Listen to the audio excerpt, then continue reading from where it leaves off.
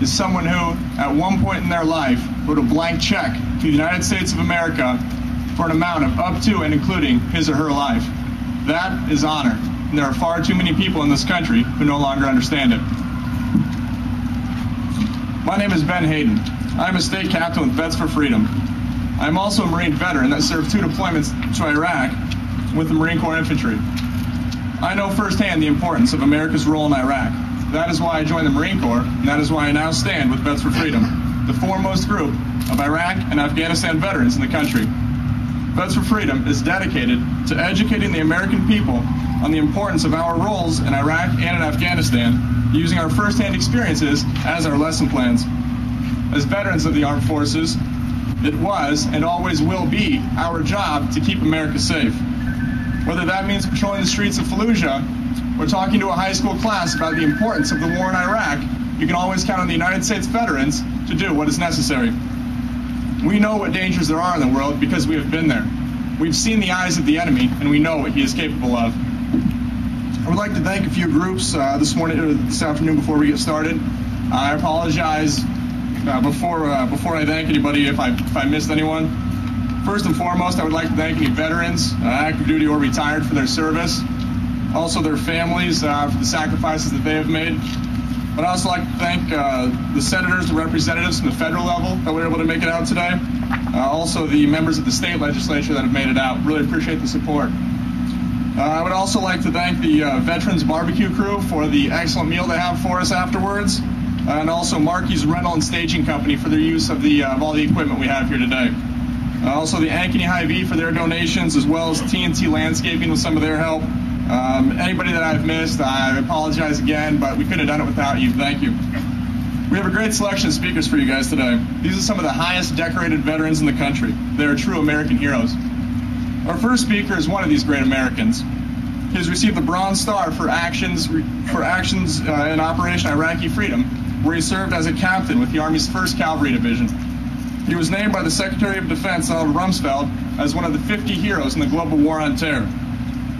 He has also been appointed as the National Field Director of Vets for Freedom.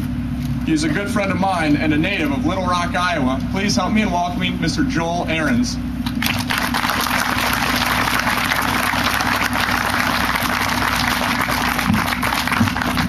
Thank you. I appreciate everyone coming out today. As you can see from our bus behind us, the name of our organization is Vets for Freedom. It's comprised of 21,000 members across the United States, primarily composed of Iraq and Afghanistan veterans, men and women who have served valiantly on the ground.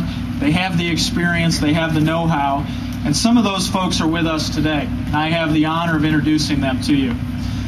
Vets for Freedom, 21,000 people large right now. We have leadership teams in all 50 states, and it's our mission to communicate the national security objectives of this country to the American public.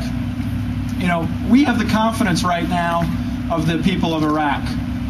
We have morale is high among the ranks of the American soldier and the Iraqi soldier who are fighting for us in Iraq and Afghanistan. But what we don't have right now is the kind of trust and confidence that I believe the American people are capable of showing that it will take in order to achieve victory and achieve success in Iraq and Afghanistan. Now, before I go into the introductions, I also want to point out a few very important people in the audience today. And one of them is a magnificent woman by the name of Marilee Carlson.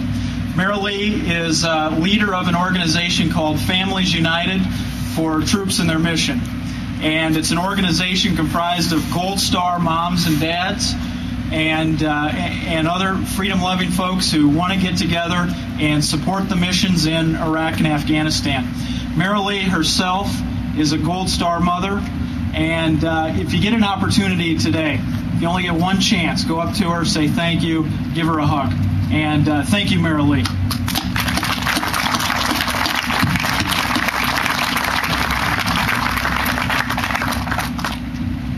One of the things we don't hear about in the news today is some of the compelling stories that our soldiers, sailors, airmen, and Marines have to tell about their service and sacrifice in Iraq and Afghanistan. And that's the job of our organization to do that. And today we have with us 3 gentlemen some of the highest decorated soldiers and Marines in the country who have very compelling stories to talk about in terms of the success of the mission, in terms of the sacrifice and service that our men and women of the military have shown for us. And also, they want to talk about the progress and success that we're seeing with the mission in Iraq. 90% of ethno-sectarian violence in Iraq is down. In case you didn't get the memo, civil war in Iraq is over. IED attacks are over. IED attacks have dropped by 50%.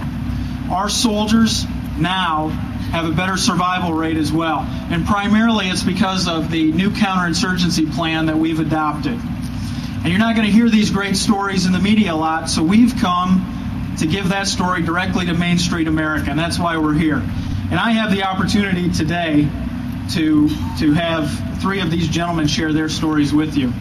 Now, the first gentleman here is Jeremiah Workman. Jeremiah is a Staff Sergeant, United States Marine Corps. He received the Navy Cross for heroic actions while serving in Fallujah. And he's not going to tell you that when he introduces him to yourself. That's why it's my job. But Jeremiah, along with his squad, took out over 30 insurgents while in Fallujah. This is a young man, less than, what are you, Jeremiah, 23? Yeah, 24-year-old young man who had to lead 9 to 11 men in battle. And it was his job to clear Fallujah of the insurgents. And so he's had the opportunity to speak firsthand about the dangers we face, but also about the progress we've seen. And I think you're going to enjoy his comments. Jeremiah.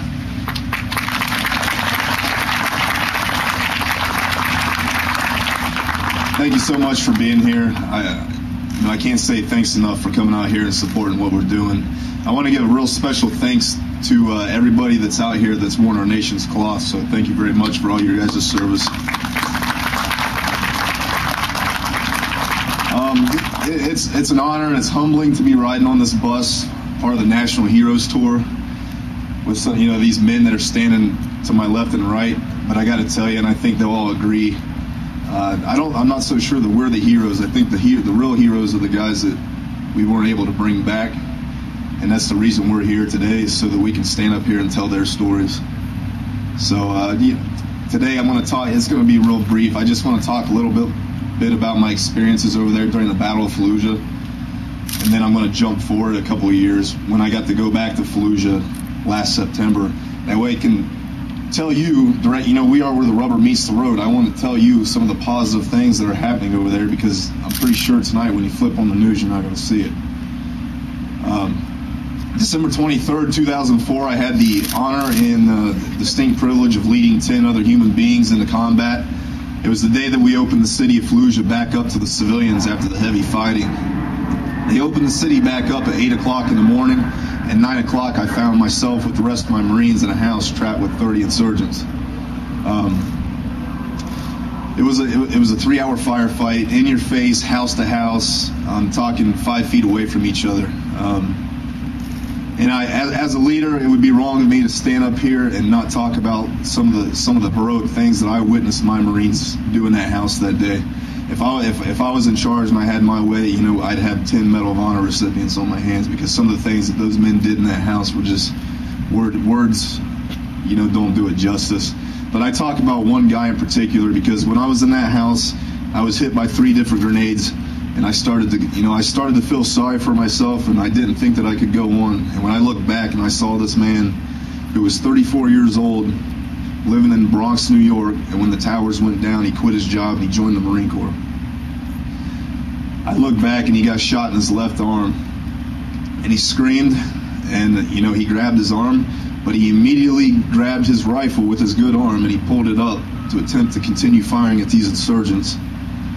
He didn't have the strength nor the energy to lift the rifle up, so he reached forward and he grabbed the pistol out of the Marine's holster in front of him, and he continued firing his pistol until we finally made this man leave this house.